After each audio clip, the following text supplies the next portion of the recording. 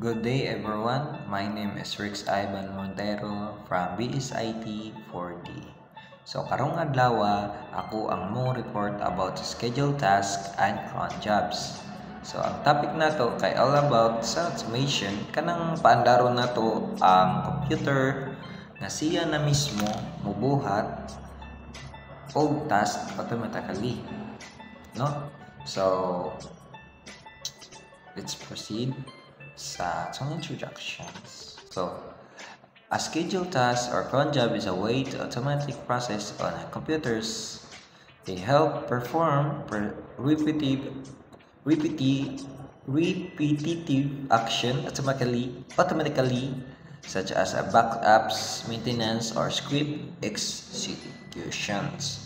So, ang scheduled task o cron jobs kay parehas mga gamit para ma-automate ang mga process sa computer. And then instead nga kita mismo magbuhat pirmi ang system na ang run o at a specific time, guys. So example kay automatic backup or system update, no? What is a scheduled task?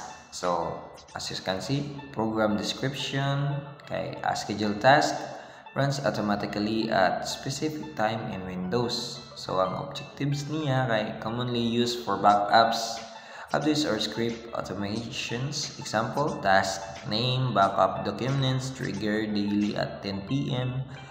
Action, run, backup, but script to copy files. So sa Windows kay mogamit ta og task scheduler. So mao ni ang feature nga mo run og program or script automatically, like kung mag-set ta nga every 10 p.m. mag-backup sa imong mga documents. So sin wala ka mo run gyapon na siya. So mura bag reminder nga mo act og automatically, no? So mao na siya. What is cron job? A cron job automates command or script in Linux configures using a file called cron tab, no? So mao na yung syntax. So sa kuan guys, sa Linux side ang tawag niya kay cron job. So same concept gyapon, pero instead of GUI command line siya. Then gamit niya ang file nga cron tab. Dito na to isulat kung sa oras or adlaw mo run ang command. So medyo technical siya tanawon, pero powerful kayo ni para sa mga servers. Example cron jobs. So na dira backup daily sa mga purpose kay backup daily clean time folder, no? So makita ninyo na mo na tong sa cron jobs. So example na no sa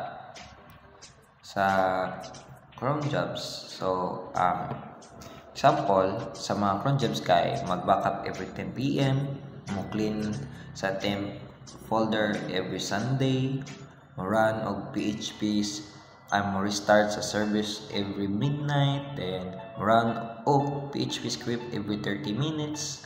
Mao ning mga practical uses nga makita nato sa mga real setup, guys. So diri nato makita ang sample schedule both sa Windows ug Linux. Parehas ra ilang purpose, as in automatic task nga makatabang sa system maintenance. So as IT student, kabalo taon sa ni kas useful, as in specifically kung mag-manage ta og computer or servers, no? So comparison schedule task versus cron job, guys. So as you can see na kaya kita ninyo dra Windows task scheduler, GUI based tool, easy to use, run program and script. Sa Linux naman command line based uses and etc. So nakita ninyo nga ang Windows na atay task scheduler, GUI based siya sa yun ra i-set up. Pero kung Linux cron job siya command line, pero mas flexible customize siya. So depende ra jud sa system nga imong igamit. Pare-parehas ra man gyapon ng goal sa mga automations ba. So sunod ato i-summarize ang atong mga nakatunan. So pina-summarize na to guys kung both schedule task and cron jobs makatabang para ma-automate ang atong mga trabaho. Yes. So makasave ta og time, less error ug mas efficient ang system. Sa IT field naman guys, kay automation is really important jud. So that's all for my report. Daghang salamat.